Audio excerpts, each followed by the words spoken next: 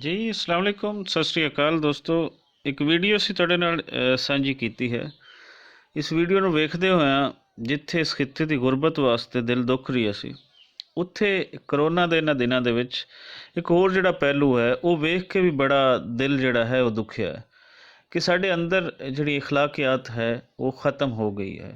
ठीक है भुख है, लेकिन भुख इस हद तक कि तुहाडे अंदर इंसानियत अखलाकियत सारा कुछ ख़त्म कर देवे। ਇਹ ਬੜਾ ਵੱਡਾ ਅਲਮੀਆ ਹੈ।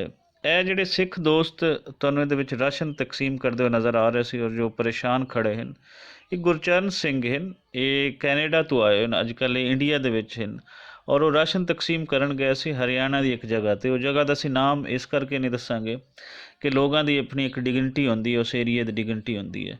ਸੋ ਅਗਰ ਇਹੀ ਕੁਝ ਹੁੰਦਾ ਰਿਹਾ, ਇਸ ਤਰੀਕੇ ਦੀਆਂ ਮਿਸਾਲਾਂ ਸਾਡੇ ਸਾਹਮਣੇ ਆਉਂਦੀਆਂ ਰਹੀਆਂ, ਤਾਂ ਫਿਰ ਇਹ ਹੈ ਕਿ ਇੱਥੇ ਜਿਤਨੀ ਗੁਰਬਤ ਵੱਧਦੀ ਜਾਏਗੀ, ਇੱਥੋਂ ਬਾਹਰੋਂ ਕੋਈ ਬੰਦਾ ਆ ਕੇ ਇਸ ਤਰ੍ਹਾਂ ਤਕਸੀਮ ਨਹੀਂ ਕਰੇਗਾ ਕਿ ਜੋ ਬਿਹੇਵੀਅਰ ਇਹ ਵੇਖਿਆ ਗਿਆ ਹੈ, ਇਸ ਨੂੰ ਵੇਖ ਕੇ ਬੜਾ ਹੀ ਦਿਲ ਦੁਖਿਆ। ਸੋ ਕਰੋਨਾ ਦੀ ਮੁਸ਼ਕਿਲ ਇੱਕ ਆਫਤ ਜਿਹੜੀ ਹੈ ਉਹ ਨਾਜ਼ਲ ਹੋਈ ਹੈ, ਉਹ ਇੰਡੀਆ ਵਿੱਚ ਵੀ ਨਾਜ਼ਲ ਹੋਈ ਹੈ, ਉਹ ਪਾਕਿਸਤਾਨ ਦੇ ਵਿੱਚ ਵੀ, ਉਹ ਪੂਰੀ ਦੁਨੀਆ ਦੇ ਵਿੱਚ ਹੈ। ਲੇਕਿਨ ਇਹਦੇ ਦੌਰਾਨ ਸਾਨੂੰ ਜਿਹੜੀ ਅਖਲਾਕਿਆਤ ਹੈ ਉਹਨਾਂ ਨਹੀਂ ਭੁੱਲਣਾ ਚਾਹੀਦਾ। ਇਸ ਤਰ੍ਹਾਂ ਨਹੀਂ ਪਾਉਣਾ ਚਾਹੀਦਾ ਕਿ ਅਗਲਾ ਬੰਦਾ ਪਰੇਸ਼ਾਨ ਹੋ ਕੇ ਖੜਾ ਹੋ ਜਾਵੇ ਔਰ ਉਸ ਯਕੀਨਨ ਇਹ ਸੋਚੇਗਾ ਕਿ ਮੈਂ ਕਰ ਕੀ ਬੈਠਾ ਹਾਂ, ਜਿਹੜਾ ਇਸ ਤਰੀਕੇ ਨਾਲ ਲੋਕ ਇਸ ਨੂੰ ਅਪੜ ਗਏ।